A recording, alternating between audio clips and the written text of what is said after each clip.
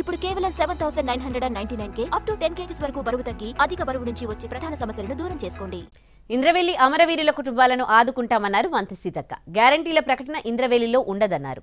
దానికి సంబంధించిన విధి విధానాలు సిద్ధమవుతున్నాయన్నారు. ఉమ్మడి జిల్లాకు కావాల్సిన నిధుల కోసం అధికారులు ప్రతిపాదనలు పంపినట్లు తెలిపారు.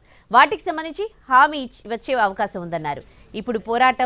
అప్పుడు పోరాటం శంఖారావం, ఇప్పుడు జరిగేది అభివృద్ధి శంఖారావం అంటున్న మంత్రి సీతక్కతో మా ప్రతినిధి సారంగపాణి ఫేస్ టు ఫేస్.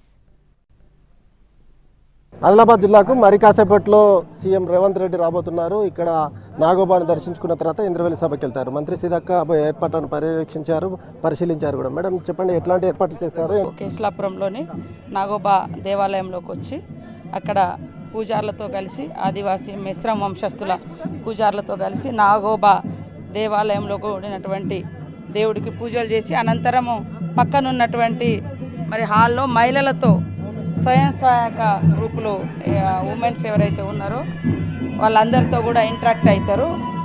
వాళ్లకు ఒక 50 కోట్ల రూపాయలతో కూడినటువంటి మరి వడ్డీ లేని రుణాల చెక్కులు కూడా అందించడం జరుగుతుంది. అక్కడి నుంచి మరి ఇంద్రవెల్లి ఆదివాసీ అమరవీరుల స్తూపం దగ్గరికి వెళ్తారు. అక్కడ నివాళులు అర్పించి ఆ ఇంద్రవెల్లిలో మరణించినటువంటి కుటుంబాలకు ఇళ్ల స్థలాలు పట్టాలు ఇస్తారు. తర్వాత ఇండ్లకు సంబంధించినటువంటి ఇస్తారు. ఉపాధికి సంబంధించినటువంటి ఐటీడీఏ నుంచి ఇచ్చే ట్రైబల్ వెల్ఫేర్ డిపార్ట్మెంట్ నుంచి ఇచ్చే మరి సబ్సిడీకి సంబంధించినటువంటి కూడా చెక్కులు అందజేయడం జరుగుతుంది.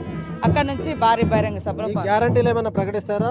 ఎంపీ ఎన్నికల శంకరావు ఇక్కడ నుంచి ఇంకా కాదు. వాస్తవానికి అదంతా కూడా ఒక విధి విధానాలు, తర్వాత ఎంతమంది ఏ పథకానికి అర్హులు ఉన్నారనే లిస్ట్ సార్ట్అవుట్ అవుతూ ఉంది. దాంతో తొందరలోనే అది అమలు అవుతుంది. ఉమ్మడి జిల్లాలో రక్తహీనత సమస్య ఎక్కువగా వేధిస్తుంది. అట్లాంటి వాటిపై ఏమైనా కార్యాచరణ తప్పకుండా మేము అవన్నీ సీఎం గారి దృష్టికి తీసుకెళ్తున్నాము. అది రక్తహీనతకు సంబంధించి కానీ, తర్వాత రోడ్డు రవాణా, డ్రింకింగ్ వాటరు, ఎలక్ట్రిసిటీ ఇట్లాంటి సమస్యలు, పేదరికం ఇవన్నీ ఉన్నాయి. కాబట్టి ఒక్కొక్క ఇష్యూ మీద వారికి ఒక నివేదిక లాగా తయారు చేసి మా శాఖల నుంచి కూడా మేము అందజేయడం జరుగుతుంది.